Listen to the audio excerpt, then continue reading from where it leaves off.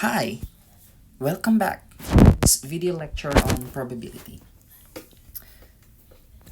Okay, so in this video, we are going to talk about the two most vital information that are associated with a random variable x, and they are called the cumulative distribution function, or the CDF, and the probability density function, or the probability mass function of a random variable x. We know in our previous discussion that random variables are the essence of probability because random variables are associated with events. In fact, if we know a random variable, we can easily define an event. And if we have an event, we are actually interested in computing the probability of occurrence of that event. So we start with the definition of a cumulative distribution function, or the CDF, of a random variable x. We denote it by capital F sub x, and it is actually a mapping from the set of real numbers to the unit interval from 0 to 1. And it satisfies f sub x of x is equal to the probability that the random variable capital X is less than or equal to any real number small x. So if you're going to look at the definition of the CDF, this one right here, okay, this inequality capital X less than or equal to x, that is actually an event in terms of the random variable x. So if we can recall the definition, we can actually write this inequality to be the set of all small omega in capital omega, where capital omega here is the sample space of a random experiment, such that the mapping x, or x, which maps omega to any number on the unit interval from 0 to 1, is less than or equal to that real number, any real number x. So since this is a collection of small omega, then that is an event. Okay, so these are the properties of a cumulative distribution function.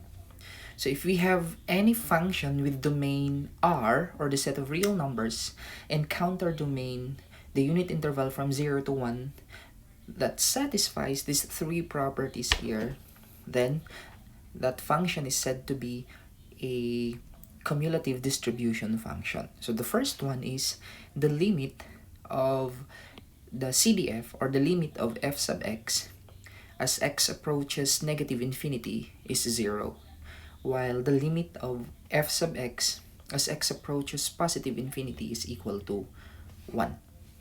Second, the CDF capital F sub x is monotone, non-decreasing function.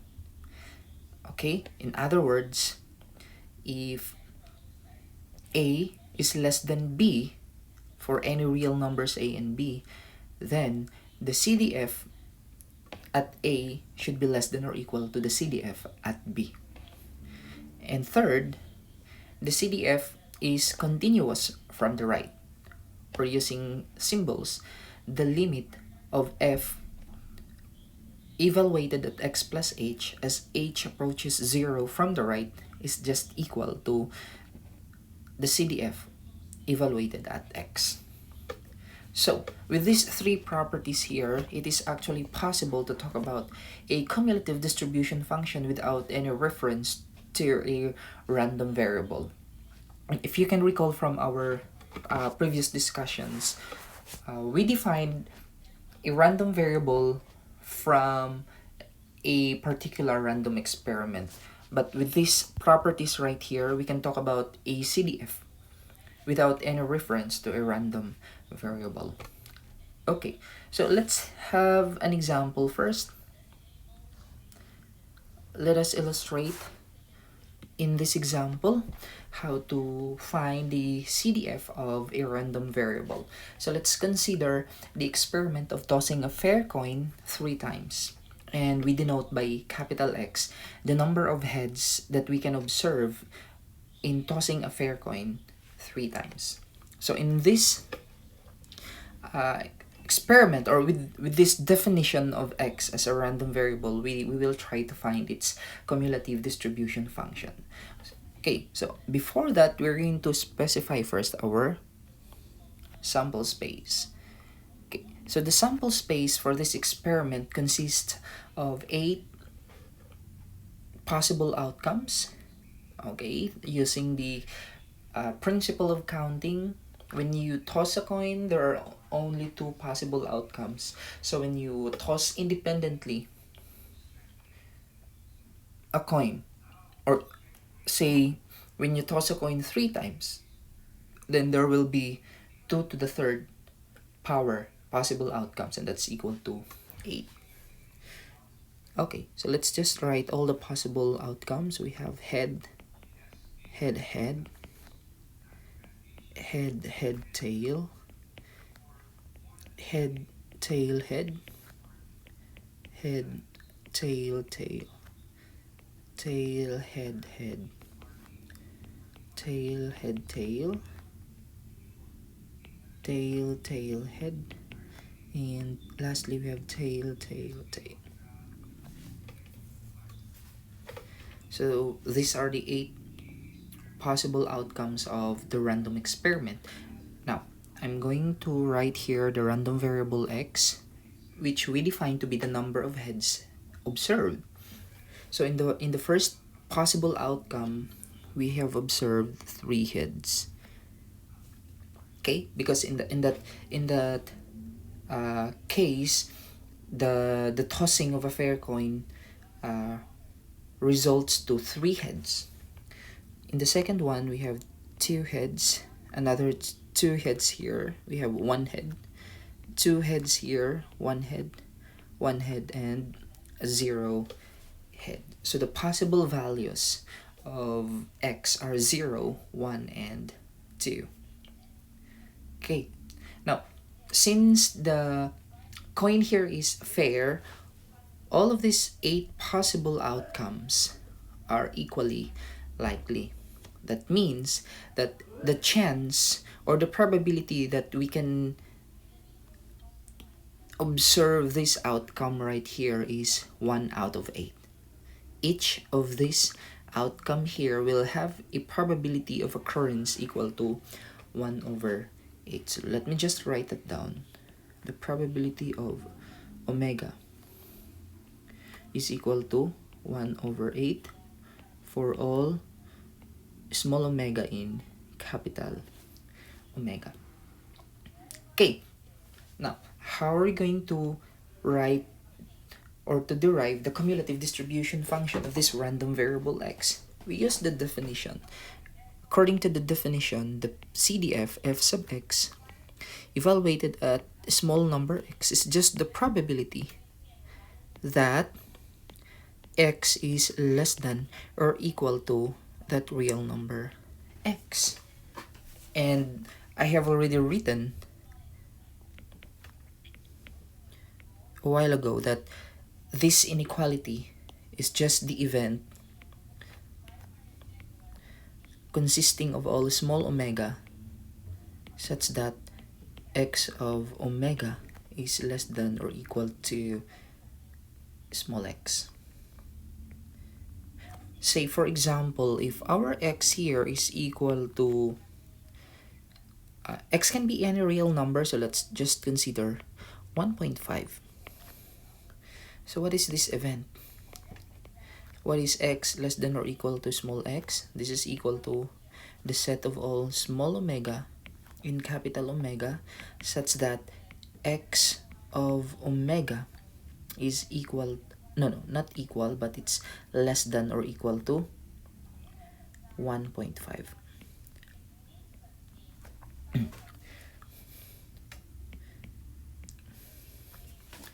Okay, so what are our small omegas? We have here, we have 8 candidates, or we have 8 small omegas that might satisfy this inequality right here. However, we know that x of this omega right here, tail, tail, tail, is equal to 0, and we know that 0 is less than 1.5. So we can collect this omega as well as this omega here that are mapped to 1, because 1 is also less than or equal to 1.5. However, for these omegas right here, we cannot collect them because when we map their mapping are not less than or equal to 1.5, or they are mapped to a real number which is not less than or equal to 1.5. So what we can collect here are the outcomes: head, tail, tail, tail, head, tail, tail, tail, head, and tail, tail, tail. So what is the probability that x is less than or equal to, I will just replace x by 1.5. Okay, so when x is 1.5, this is the event, and the probability of that is 1/2, right? Because there are 4 omegas. There are only 8 possible omegas. Okay, now observe that this is also true if your x is 1.7 or 1.8 or 1.9, as long as your x is not equal to the number 2. Since if we're going to include the number 2, then in the collection we will be including these omegas right here. Okay, so since the values of the random variable x are finite, we can actually divide or subdivide the real line into subintervals.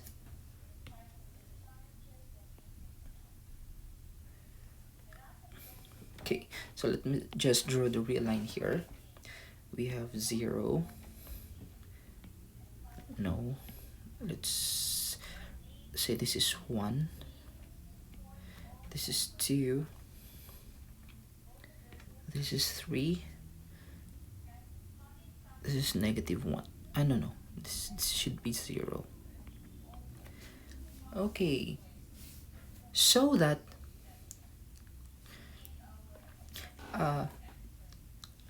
these numbers right here, 0, 1, 2, 3, are the only possible values of the random variable x. So what we're going to do is to subdivide the real line r using these 4 values here. So I'm going to construct here intervals of real numbers. So we have this infinite interval from -infinity going to 0 exclusive, and then we have the half closed, half open interval from 0 to 1, another half closed, half open interval from 1 to 2, another half closed, half open interval from 2 to 3, and an infinite interval from 3 to positive infinity. So when our x is here, when the real number x, the one that we saw in the definition, this x right here, if this is located here in this interval, we observe that there is no value of x that will satisfy the every value of, no, the first one is correct. There is no value of the real number x, of the random variable capital X that will satisfy the inequality, because our x here is a negative number, right? Because the x's here are to the left of 0, so these are actually the negative real numbers here. And take note that the values of the random variable x are non-negative. So we have the minimum value is 0, and then we have 1, 2, and 3. So an x here, or these values here, cannot be less than a negative real number, so that we cannot find any omega in capital Omega that will satisfy this inequality. Okay, so we have no omega here. In that case, the inequality or the event capital X less than or equal to small x is a null set or an empty set. And therefore, the probability of x less than or equal to small x in this interval is 0. or f sub x of x is 0. Do you follow? Now, when x is in this interval, okay, so it's from 0 to 1, but exclusive of 1. We can have 0. So we have any number from 0, starting from 0 going here. So in particular, we can have 0 0.5. Okay, so we look at x here. What are the numbers? What are the numbers here that are less than or equal to any number from 0 to 1, exclusive of 1? So we can only collect actually this value, 0. 0 is the only value of the random variable x that is less than or equal to any real number on this interval. Do you follow? So we can only collect here this outcome, this small omega. Okay, so that is our event x less than or equal to x is the set containing this outcome, and therefore the probability that x is less than or equal to small x is equal to 1 over 8, or f sub x of small x is equal to 1 over 8. Okay, now we proceed to this interval right here. So we will now consider real numbers from 1 to 2, exclusive of the real number 2.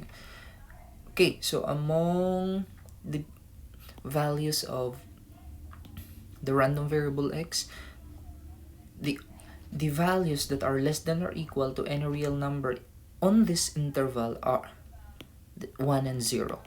So what are the omegas that we can collect? We have 1 is HTT, then we have THT, TTH, and TT and T. Therefore, we have 4 small omegas. So what is our probability here? P here is equal to 1/2. No, let me just write F, capital F, because that is just actually the CDF.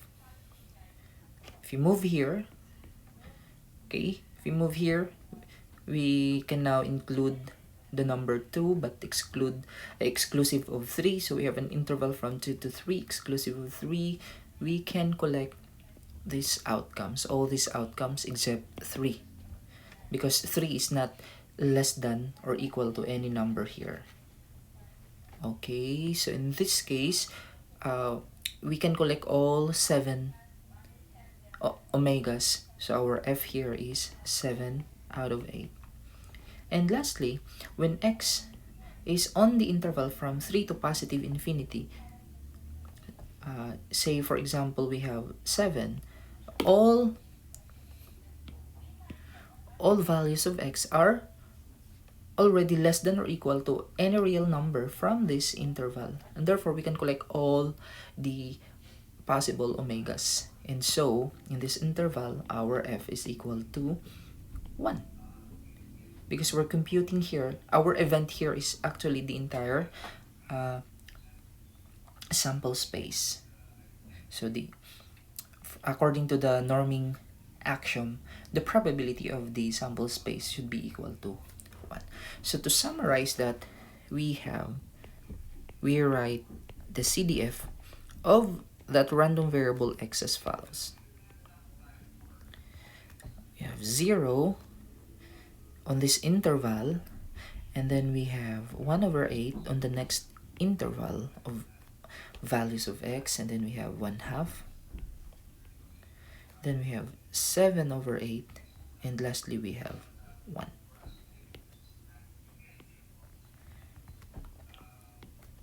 Okay, we specify which values of x will the CDF be 0. So this is when x is strictly less than 0. This is when x is from 0 to 1, exclusive of 1, and then we have 1, less than or equal to x less than 2, 2 less than or equal to x less than 3, and then we have x greater than or equal to 3. Okay, so that is the cumulative distribution function of the random variable x in this example.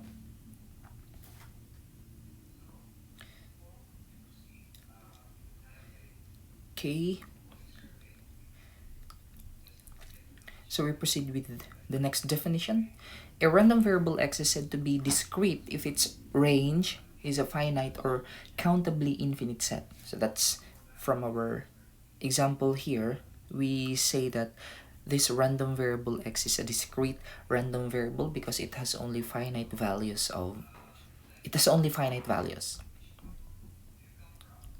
If a random variable x is discrete, then its corresponding CDF is also considered to be discrete or said to be discrete.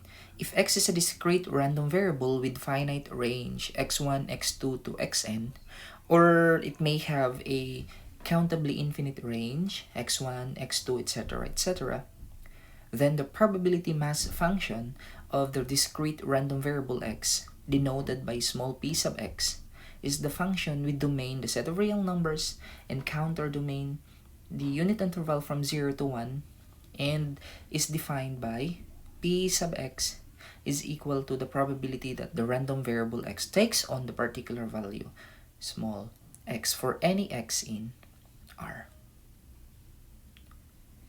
Okay, so from this example, we're going to find the probability mass function. Since our random variable x here is a discrete random variable, so we will try to derive its probability mass function. By definition, it is denoted by p sub x,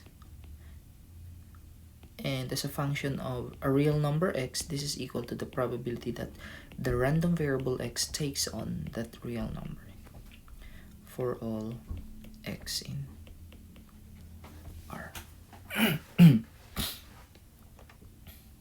Okay, so that is from definition 9. Okay, however, observe that x takes on only, from our random experiment and from the way we defined x here, x can take on only the values 0, 1, 2, and 3. So in this case, we have the probability that x is equal to 0 is what? This is the probability of the event of all small omega in capital Omega such that x of omega is equal to 0. That is just actually what it means by capital X equals 0. Now what is this? What are the omegas that will satisfy this equation here? X of small omega is equal to 0. We only have one outcome. That's tail, tail, tail. So this is equal to 1 over 8.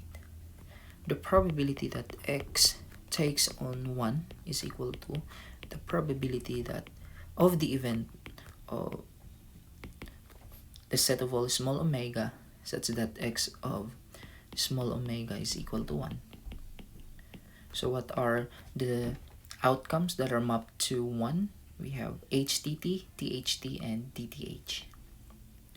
So it's the probability of HTT, THT, and DTH. These are actually those outcomes with exactly one head. So this is equal to 3 over 8. And then we have the probability that x is equal to 2. It's the probability of the set of all small omega and capital Omega such that x of small omega is equal to 2. And what are the outcomes associated? You have HHT, THH, HTH. So that's another 3 over 8. And lastly, we have the probability that x is equal to 3 is equal to the probability that of the collection of all small omega and capital omega, such that x of omega is equal to 3, and that is equal to the probability of the event containing head, head, head. That's 1/8. Now, for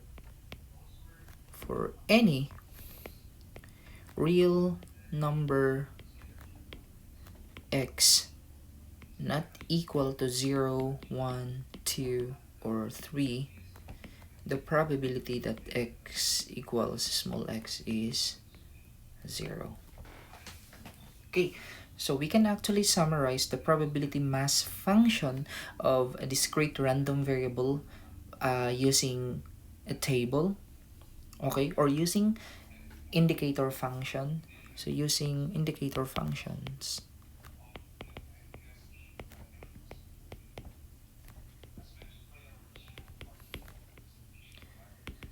p small p sub x of small x is equal to so we start with 1/8. So this is 1/8 I sub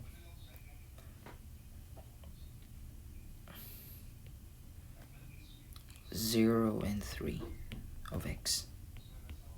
Okay, so this means that when the random variable x takes on the value 0 and 3, as we can see here, then the probability is 1/8, right? Then plus, we have 3/8 times the indicator. Okay, so when the random variable x takes on 1 or when it takes on 2, the probability are both equal to 3/8. So in using indicator function, the probability mass function may be written in this manner. Using a table, we can also summarize this one using a table. So we have here k, and the probability that x is equal to k. What are the possible values for k? We have 0, 1, 2, and 3. The probability that x takes on 0 is 1/8, 3/8 here, another 3/8, and we have 1/8.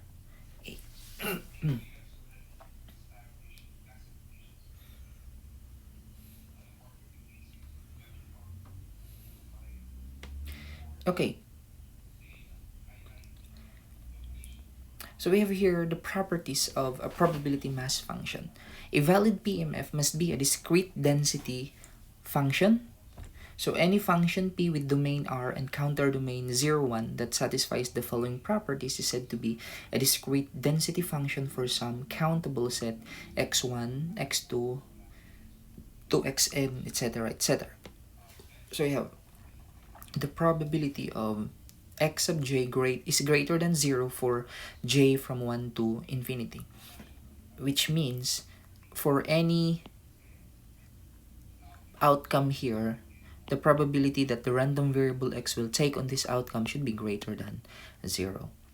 And the probability that the random variable x will take on a number, a real number x, which is neither of these outcomes here is 0. And lastly, we have the sum of all the probabilities should be equal to 1 for all the mass points x sub j. So the xi's here are actually called the mass points of the random variable. So in our example, the mass points of the random variable x here are 0, 1, and 0, 1, 2, and 3. Those are our xj's. x1 is 0, x2 is 1, x3 is 2, and x4 is 3. Okay?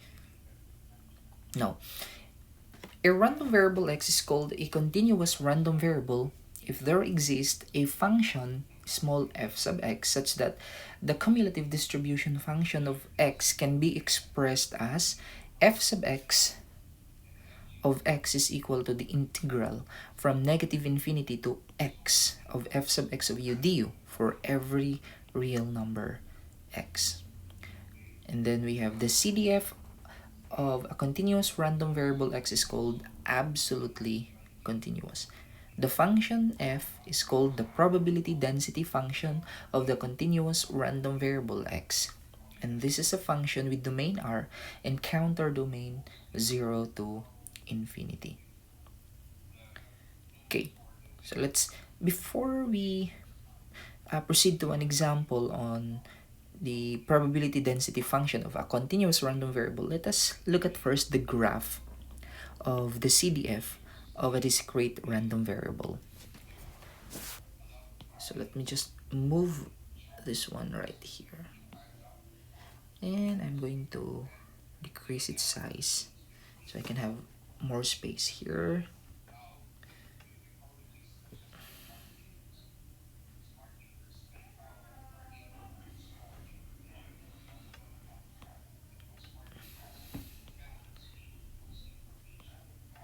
Okay, let me just change the setting there so you can have.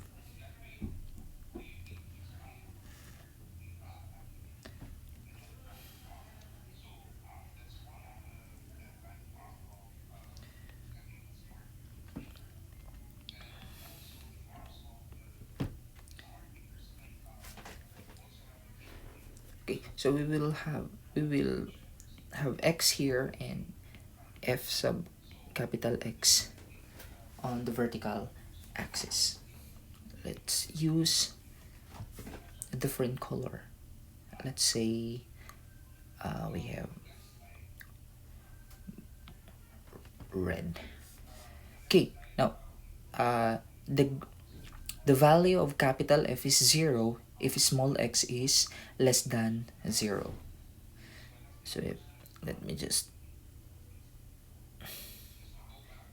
shade that one here.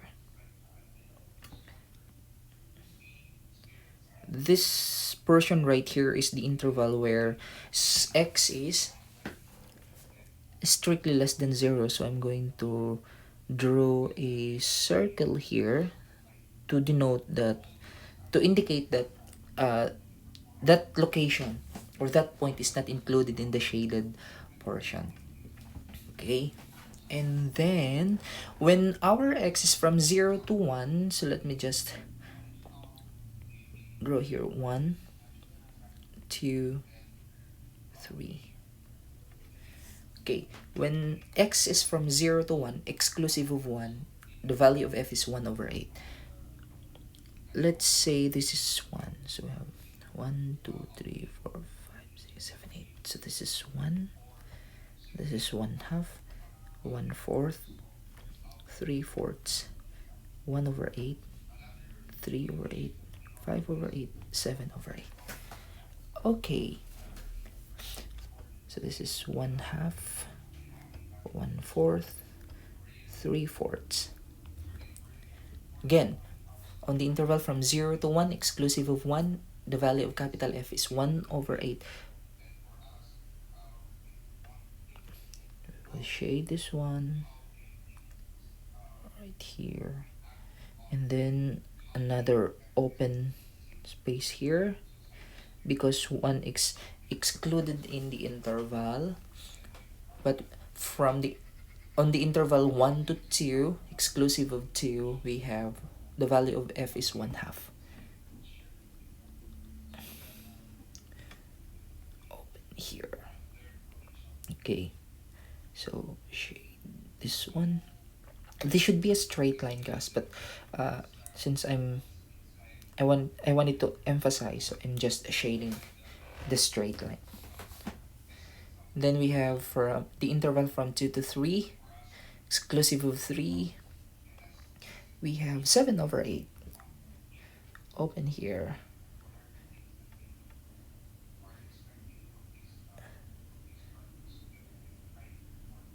There.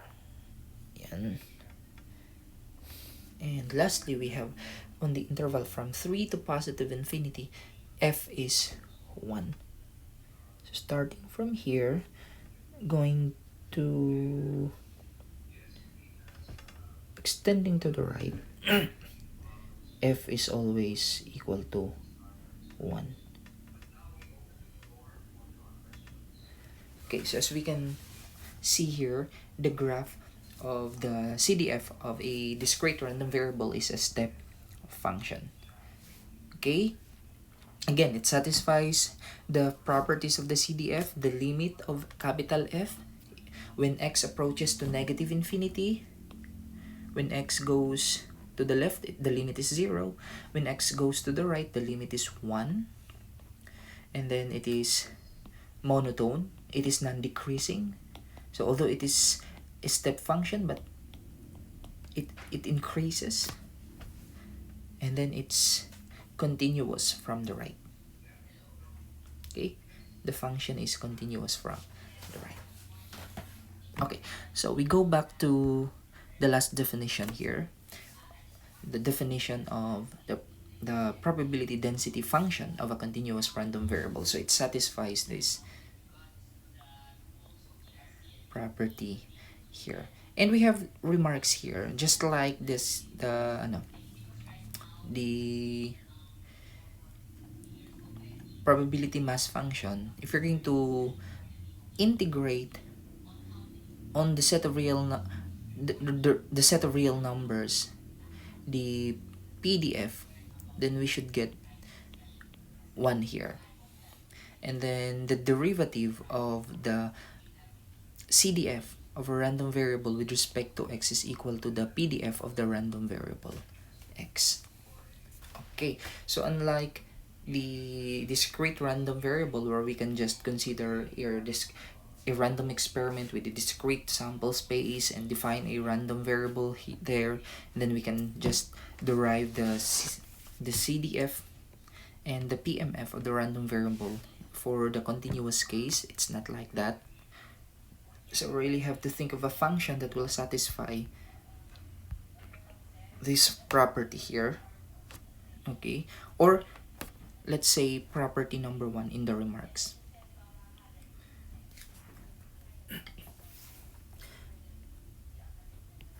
Okay, so let's have another example. Check or verify if f sub x of small x, which is equal to e to the negative x I 0 to infinity, is a valid PDF.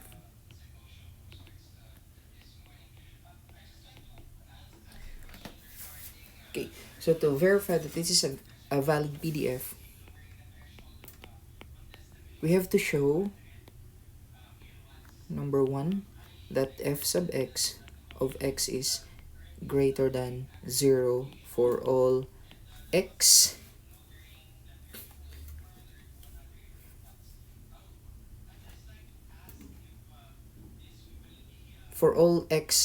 given in the indicator function here. So for all x greater than 0. Second, we have to show that the integral over r of f sub x is equal to 1. Okay, now for 1, this is clear, since e to the minus x is always positive. Okay, so the first condition is satisfied. Second, we have to get the integral over the set of real numbers of e to the minus x, or of f sub x of x dx. Okay, now the function e to the minus x times the indicator 0 to infinity of x is actually equal to e to the minus x times 1 and e to the minus x times 0.